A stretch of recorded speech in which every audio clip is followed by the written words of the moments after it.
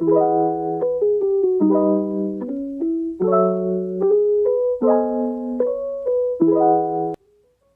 everybody, welcome back to my channel. Today we're just going to be making some really delicious, fast and easy sourdough sandwich bread. And to start off, you really have to have a nice active fed sourdough starter. So as you can see, my container is like basically empty. So because of the type of container I have, I only feed my starter about 1 cup of flour to 1 and 1.5 cups of water. And as I noticed that my sourdough starter is starting to age, that is a bit too much flour and water, because I notice sometimes it does like overgrow in my refrigerator. It might, start to bubble at the top a little bit. And yeah, so if you have a smaller container like me, maybe not feed it so much, but so far it works out for me. I've been working with the sourdough since August of 2022, so we're kind of like best friends now. So, we know each other well. But I'm just mixing my sourdough up right now, and this is what it looks like after I get done mixing it all up. And I'm gonna put it in the refrigerator to set for a few minutes to maybe an hour. It just depends on your sourdough starter, because yours might become active way faster than mine. But I'm just gonna let it sit, and in a few minutes you'll see how bubbly and active it is. So I got my nice bubbles going here, so it's ready to make bread. So I went ahead and added my active sourdough starter to some water, and all the measurements will be below in the description box for you guys to go ahead and check out, so you can get the exact measurements and the clear instructions to everything that I'm doing. But as you guys can see, I'm just really mixing the sourdough well into the water with a spoon, and you can use your hands. It really doesn't matter. Get your hands dirty if you want to. I just prefer to use a spoon, because when I'm cooking, I'm always multitasking, doing a lot of different things besides cooking. So I really try and do my best not to get my hands dirty a lot of times. And, my whisk is broken, so that's why you see me using a spoon. So I'm going in and adding in my flour now, and I'm using this 20-pound, no, I don't think it's 20. I think it is 20-pound bag of flour I got from Costco. It's organic. So you guys seen earlier that I freshly fed my yeast, and I waited a few hours before I started using it. So I've added 2 cups of flour to my mixture, and now I'm just kind of mixing up this water and flour to make kind of like a little shaggy dough. This bread does not require much. It just requires some salt and oil.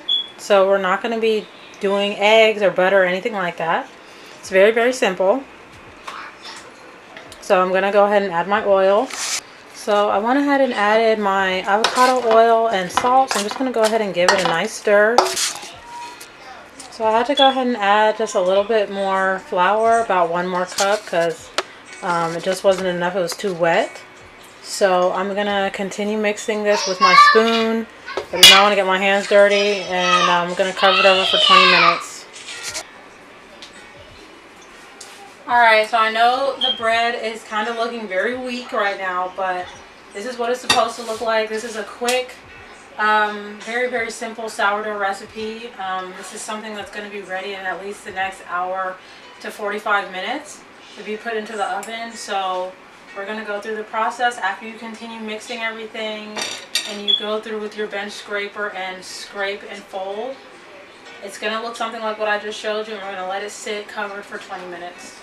So I pulled off a piece of parchment paper, and on the front side of it, oiled it a slight bit and laid it on top of my bread. That bread dough, so that when I peel it off in the next 20 minutes, it's not going to stick to my dough, just for convenience. But if you have more traditional baking gadgets in your house, like saran wrap, you can just put some saran wrap over your bowl. So it's been 20 minutes and I'm about to take my top off of this bread dough that I have here, and I'm not doing anything fancy with it. I'm just about to basically fold it over itself maybe 5 times. This is like one of the simplest sourdough recipes you will probably ever see on the internet, because I am not going through waiting like overnight to make this loaf of bread. So I'm just going to show you guys my technique.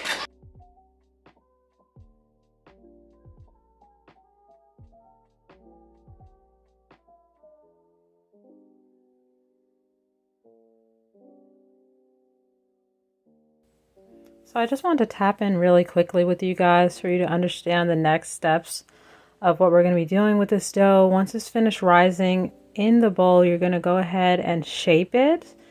And that's what you're going to see me doing here in the next few clips. You're going to see me shaping this dough. It's very unconventional to regular bread recipes that I've seen. This method, we're going to be doing a series of folds. And we're also going to split up this dough into 3 equal parts. And then we're also going to fold those 3 equal parts. And it's going to look like little rolls. And then we're going to put it in our loaf pan. So you're going to see what I'm talking about here. This recipe was inspired by the Japanese soft bread loaf recipe. It's very, very famous. I don't want to butcher the name, but it's the Japanese soft loaf bread, and that's the inspiration that I took when shaping this loaf. So you guys can go ahead and watch me. It's very detailed, but yeah, so let's go ahead and jump back in.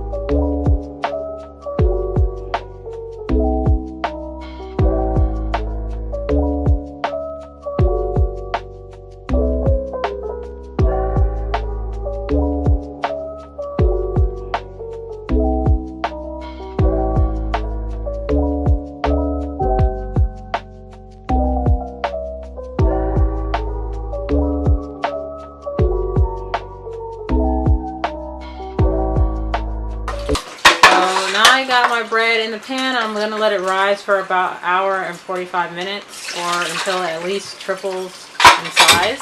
Yeah, so I felt like I deserved this tonight. This is my hot chocolate with the works, okay, Dandy's marshmallows and some 75% dark chocolate with some organic 365 whipping cream on top. Yeah, I've been doing a lot today, so I feel like I can unwind with this delicious cup of hot cocoa. I also got to clean off my counters. Okay, so after 2 hours, I'm finally ready to put my bread in the oven. Depending on the temperature of your house, it wouldn't take this long. The first time I made this bread, it wasn't as cold in my house, so it did not take 2 hours. It took about an hour and 30 to make my bread rise. So I'm going to just go ahead and brush some milk on the top of the bread here. When I do it like this, it helps it get brown, like a nice brown color.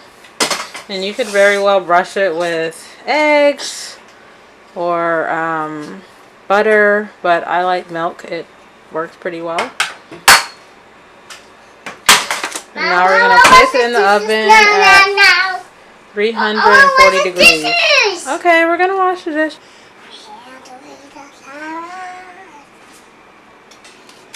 Hands. I don't have an actual bread knife. What's the point of cutting it if you don't have an actual bread knife? So this is what the bread looks like.